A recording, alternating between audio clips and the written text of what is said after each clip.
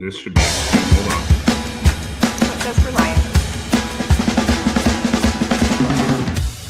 Hi, this is Chris Simon, Tracy, Royce, Luke Rodvold, and this is the Red Room. Tracy, Luke, and I jump on every week to talk about real estate, acquisition, a lot of fix and flip, and design, dispositions, Airbnbs, financial independence, retire early. We always have a new guest every single week. We're going to have a lot of fun, all right? So if you're interested in any or all of those, make sure to join us on the Red Room podcast. And subscribe to the Red Room. Share it with your friends or join us on the Phoenix RIA Facebook.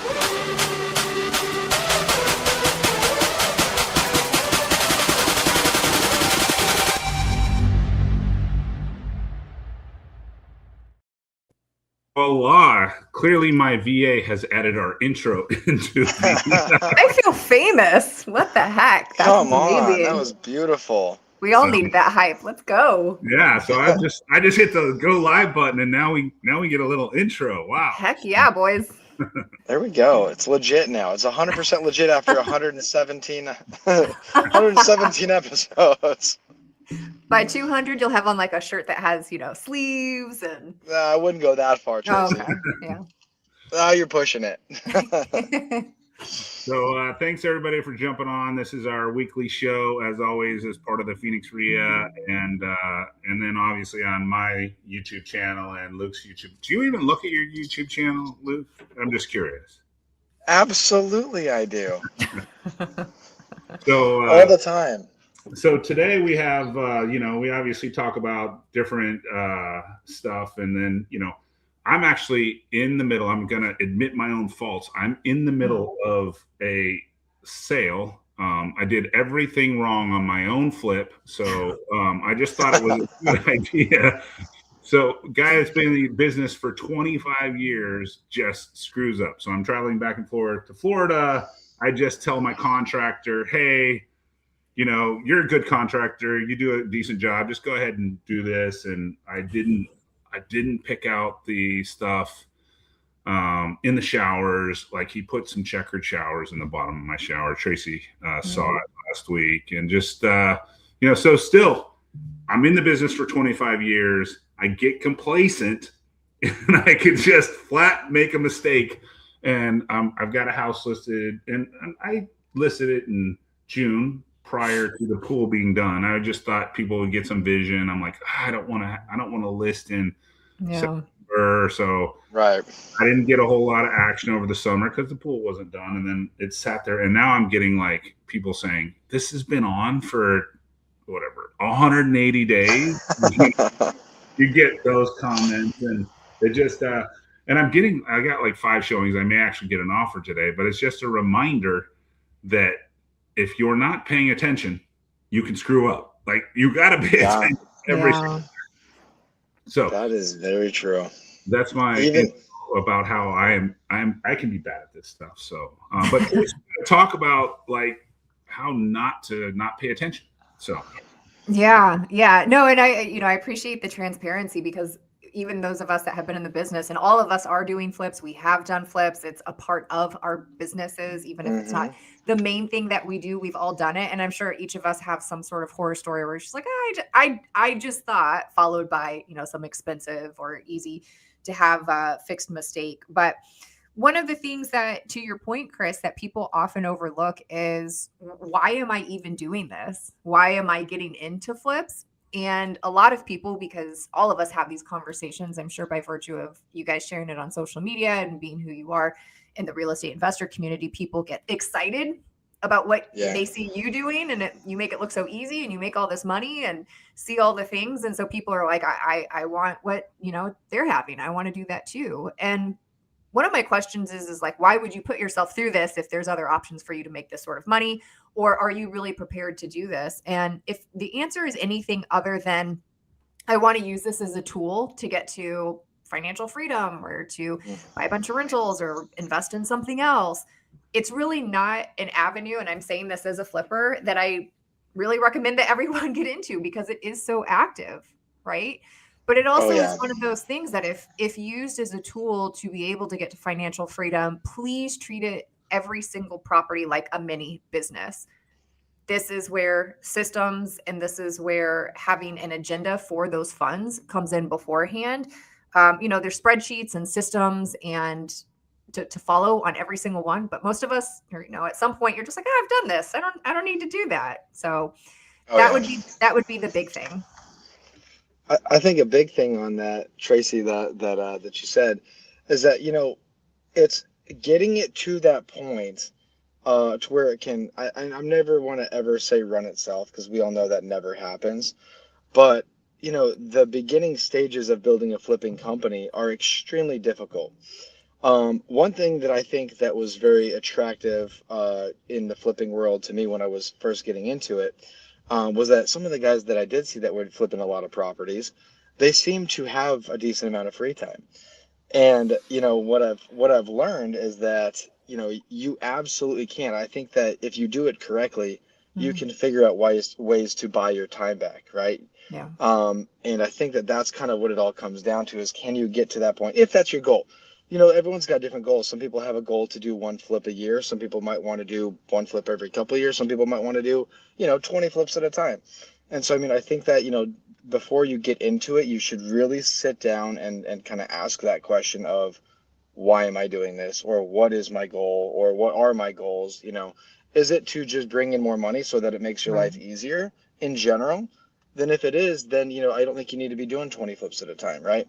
If your goal is that, no, I want to leave my W-2 and I want this to be my full-time job, then obviously, I'm not saying you got to do that amount, but then you got to take it a lot more serious, in the sense of like, okay, I really should probably try to learn every aspect of the flipping side so that I know how to appoint the right people into those positions when that time comes. Right. That's such a good point to have made, Luke. And when you talk about appointments, something that comes to mind is like with every single one of my students that comes into Flip School, we go through an onboarding call that actually has a 7-page onboarding sheet to talk about their personal finances, amongst other things. But I can't tell you how many of them, even the ones that are already disciplined and have, means from their W-2 jobs, are like, man, I didn't realize I spent this on this. Or, yeah, I can tweak this, but I'm not going to stop spending here because it's something I really value and it's important to me. And I'm not the one to say, hey, cut back spending on absolutely everything. Certainly we're all in this to have a life that we love, right? We're building that for ourselves and for our families. But the main question that really draws down from that is, what can you do a little bit better in your personal finances? And then what are you going to appropriate the funds from your flips towards, right? So if you have debt, if you have student loans, if you have anything that can put you in a better financial position to begin with, can we appropriate the funds there first? Because that's what's going to move the needle towards you getting towards financial freedom. What I end up see happening is when people start to make this money without having gone through their personal finances. And I will say from my experience that having more money does not solve you being bad with money. Having more money just makes you exponentially worse at whatever you were doing wrong in the first place. So, if you like really nice things like most of us do, it's just like, oh, that money is there in the bank. I must have more money. And so you start spending it on places that you have no business spending it, right? The other thing that I see people really get in trouble with is after like the first few flips, or maybe at a certain volume, say you've done 30 flips, is I'm Captain Cool Guy now. I don't need to pay attention anymore, right? Yeah, I know what I'm doing. I wasn't pointing, even though you with the boats and stuff, Chris, I wasn't directing it towards you. But yeah, I mean, that can happen to any of us. But the bigger point I'm trying to make, along with the really solid point that Luke made, was just, what are you going to do with the funds from this? Because the more you have a handle on your personal and business overhead, it makes it so much easier to think forward with, what am I going to do with this $40,000 to $100,000 that I'm about to make on this flip? Can I buy my time back? Can I pay off the cars? Can I pay down or pay off a house? These chunks of money that I have to spend every month, such that I have to trade my time to pay the bills. Now, if I don't have those bills anymore, what does that do for my bandwidth? And that doesn't take a lot. Back when we got started, it took double or triple the inventory that it does now to get the sort of profits that you can make on one house. So for those of you that, you're thinking, well, I have a full-time job, or I don't want to do this full-time, you really don't. I mean, gosh, even if you did one property a year and made $30,000 to $50,000, that's a lot of money for anybody. If you do want to start scaling up, certainly there is more consideration that goes into that. But the point I'm trying to make, I guess, is to Luke's point about what is it that you plan on doing with those flip Yeah. funds? How can you get your time back? And then ultimately, what do you plan on doing with flips? So you're going into this as a business with a direction, not just, am I going to look freaking cool on Instagram because my before and afters are sick and I don't even know if I'm profitable or not, to be honest. Right. Oh yeah. I think something that's really cool about flipping as well, that you know what you just mentioned, is say you do one flip a year, and say you really cherry pick it, right? Let's say that you make sure that it is like a good one, that you're not just trying to jump on the first thing that moves.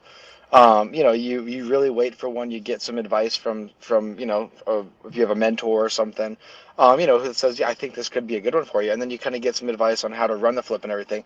Say you can make 50 grand. If, like you said, if you make 50 grand on one flip, say you do that a year, that's 4,800, about $5,000. I mean, that's yes, no, it's 4,000. I'm sorry. That's 4,000 a month though. But I mean, you're adding $4,000 to your bottom line every single month, given you're going to have taxes and you're going to have stuff like that that's going to come out. But again, just in general, think about how much $4,000 a month, adding that to your income, in general, that's going to change a lot of people's lives. I mean, it really does. That's the difference between, if you're, say living paycheck to paycheck. That's the difference on if you want to send your kids to private school. That's the difference of you want to take that quarterly vacation with your family. I mean, that is a very, very large amount of money for the average American. And so that's where it is. It can be life changing when you do get into flipping, and if it really, if you really kind of spend your time on it, take it serious, and you can hit the ground running with it. One of the things I want to ask you guys too, that I see and that I implemented in my business and that I share and teach with my students too, is like, do almost nothing for the first 2 or 3 years other than what exactly it is that you're doing, and reappropriate that money as if it was never there. Meaning, Yeah. you're paying off your cars. Can you pay off any other outstanding bills? Can you get, whatever's appropriate for you? Let's just say a year's worth of savings for your bills. And of course, treat yourself per closing, right? Like my big thing was like, I used to go out to a nice sushi dinner that not terribly expensive, but it meant when I was sitting in that chair having yummy sushi, I was like, man, I closed another deal. This felt so good. So it's like, there are small rewards along the way. I'm not saying to deprive yourself, but if you can really just knuckle down and give it a few years, I mean, just to your point, Luke, it's like even that first one is game changing. The second or third one, you're like, I can actually do this stuff. Maybe this is a business, or maybe I do a few a year and turn that into something much greater than it would take me to do, and what other sort of savings or investing that you're doing. Right. But even to extrapolate that, man, if you can really just pretend that money isn't there and invest it in yourself for a few years, it starts to compound in terms of what it's doing for your bottom line, what it's doing for your mentality. You'll have systems in place. You'll have people in place. I'd say after year 3 is when everything absolutely can change. What's your thoughts on that? Well, I like what you kind of said, but like what I kind of do is like if I do a couple flips, then I kind of make the cash like my down payment. Like who wants to sleep without down payment money out of like monthly cash flow? I mean, unless you got an excess amount of monthly cash flow. But let's say you did 2 flips and you made 100 grand. Maybe the third one you keep and you buy it with $100,000 down, you remodel it, and when you refi it, then like you're actually going to probably have a property that is nice, that cash flows, that does all the stuff. And then if you did that over a 20, let's say you stayed in the corporate world for the whole 20 years, honestly, you'd have 10 houses. And then the one you started with would only have 20 years left, assuming you had 30-year mortgages. Right. Right. I'm with Chris as well. That's been the name of the game for me. Yeah. I've just every dollar off of a good flip just goes straight back into more real estate. Just long term. I just go everything long term. I'm saying like long term investments. It's always buying real estate, but again, as you know, with us, what we're kind of heavy on is Airbnb. But we also have majority of our portfolio truly actually is long term rentals. I know we always talk about Airbnbs all the time because it's a lot of fun and it can be sexy. But yeah, just long-term duplexes, triplexes, fourplexes, stuff like that. That's truly my favorite. Yeah.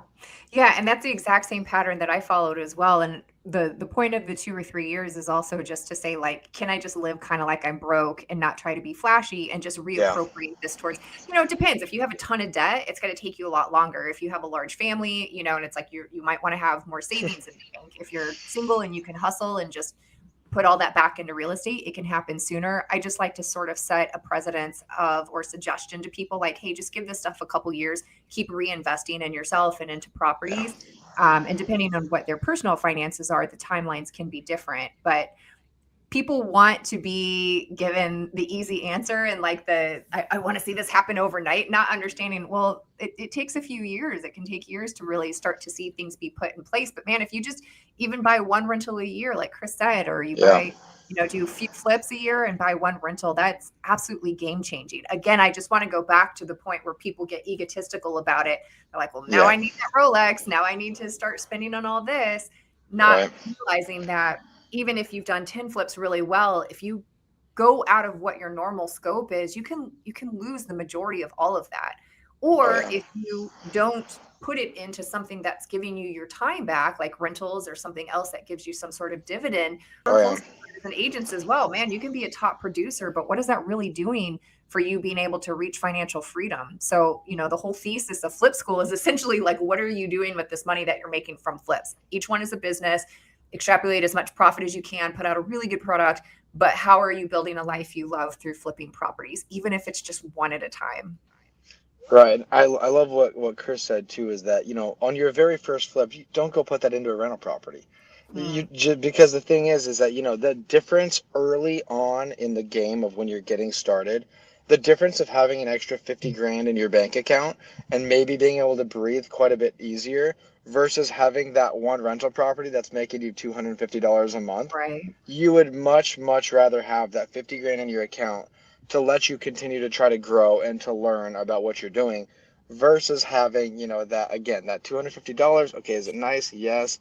At the same time, you're still going to have problems come up with it. You're still going to have, tenant issues. That's just how life works.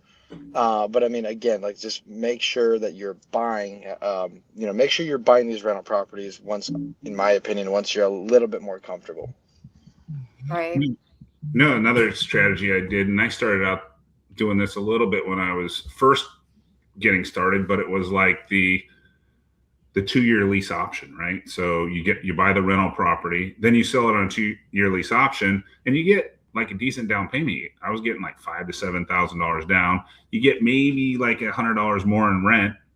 They usually don't, but if they did like actually exercise, then I would just 1031 exchange. I had a decent chunk down because I sold it for like top dollar because it was and then I just 1031 into the next property. And if you're in the business, like, there's going to be another property that comes across your desk, and okay, I'll just grab that one. I'll fix it up. I gain the equity on the 1031. Plus I sold it for retail. I bought discounted. I did a decent job on the rehab, and I just put it back up. And then obviously and then you can't get the call like, hey, the toilet's broken. Yeah. Well, Tracy and I were saying, we don't get those calls, right? Never. It's a dream, Nothing as a landlord is yeah. No, but Exactly. that just speaks to like whatever it is that you're investing in, whether it's an index fund. I mean, all of us are, in the business, so we're going to stick with mostly real estate, but it just speaks to when I get these chunks of money, what is it that I can do with them to buy my time back? And, there's branches of strategies that you can use from that. But again, guys, for those of you that are thinking about getting into flips, or maybe you've done flips, but you're little wayward or less than visionary about what exactly your dollar should be doing for you, in my opinion, at least, it should be getting you closer, if not really augmenting what your financial freedom looks like. And that's personalized to all of us. To me, it looks like a lot of peace and fun and having assets to retire. In other cases, it might be so you can build another business. It's really personalized to you. But if you are still flipping, or if you're thinking about getting into flipping, just treat every single one like a business and have those funds appropriated. And to that point, sometimes people are still asking like, hey, does flipping still work? Or it seems like a more risky time. You guys probably get those questions. people still want to live in beautiful houses, and especially when interest rates have been fluctuating, prices are up. They really want to just come into, a completely done, beautiful, well done product. They don't want to go out and spend the money on the windows and the new roof and a DIY. I mean, 1 out of maybe 100 people, if that, will want something that they can fix up themselves. But if you are thinking about getting into this, you have to know what you're doing now. You have to know your scope. You have to have a better handle on pricing, go to market strategy. To Chris's point, he was saying, hey, I just did it, threw it on the market. People should have a vision. They don't. They really don't. Yeah. They want to be given a beautifully designed, well-produced house. Are you guys seeing otherwise, or are you seeing that as well?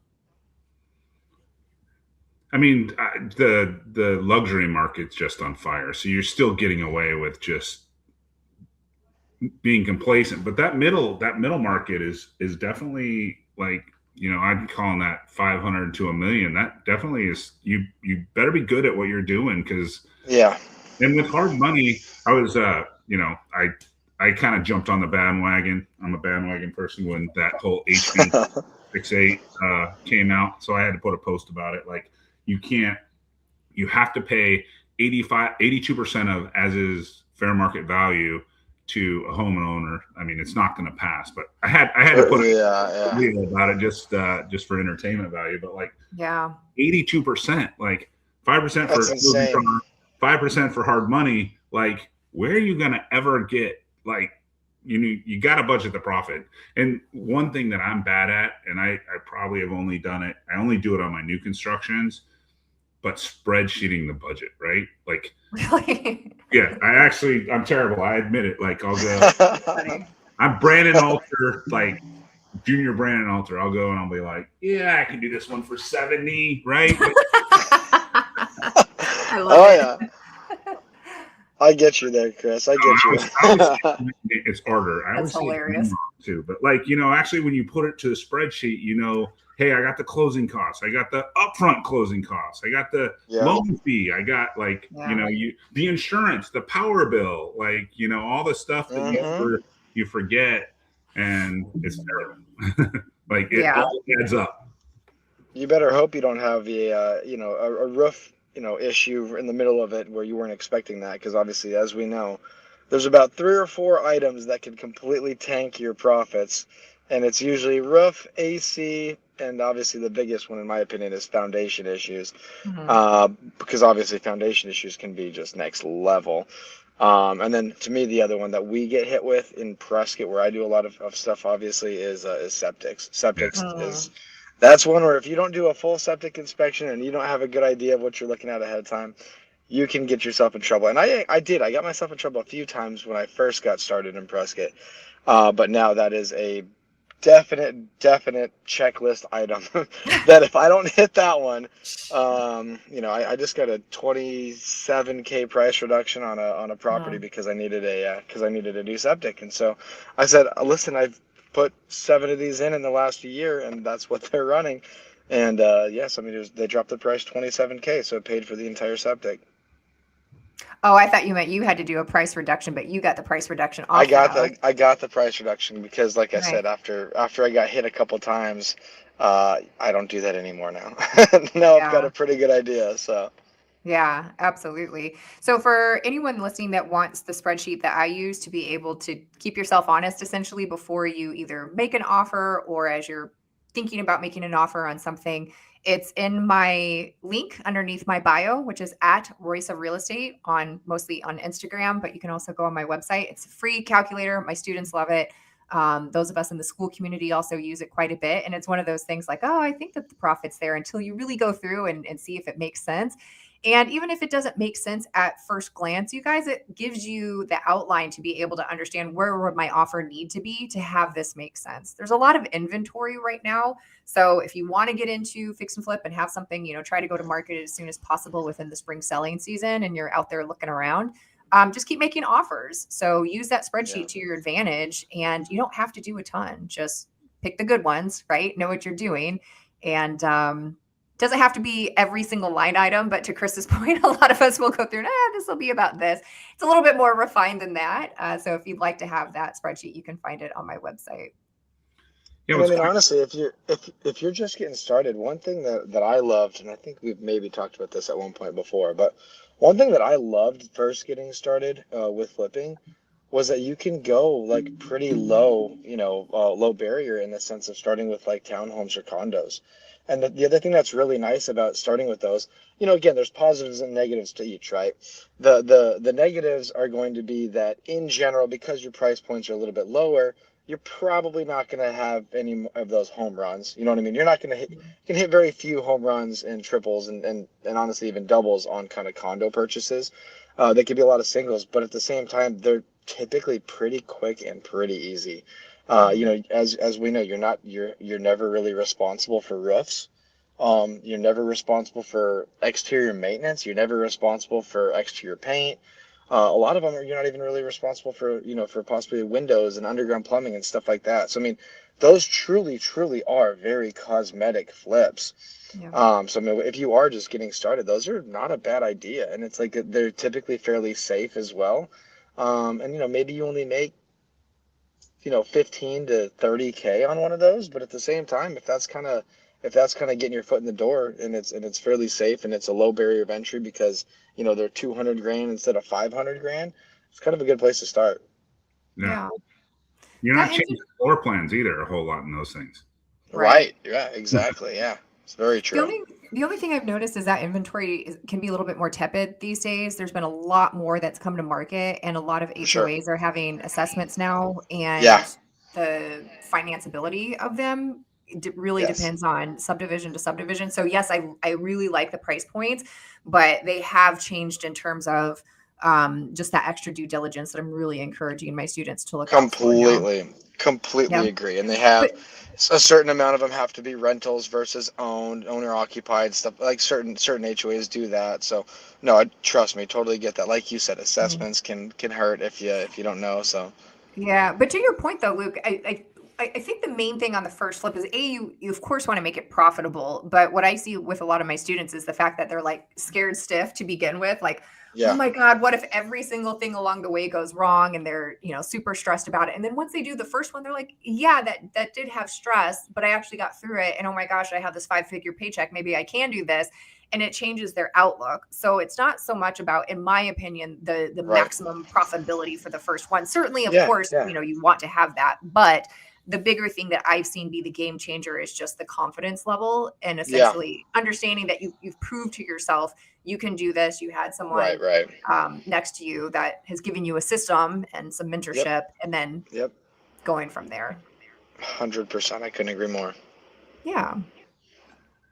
Cool. Well, Tracy, what's the best way to learn about your flip school?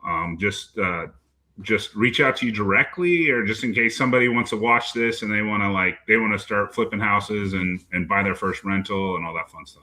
Yeah, well, I appreciate you guys letting me talk about this. I feel like this is a fun little interview for all of us, but I appreciate sharing Flip School as well. It kicks off here in a couple weeks on February 13th.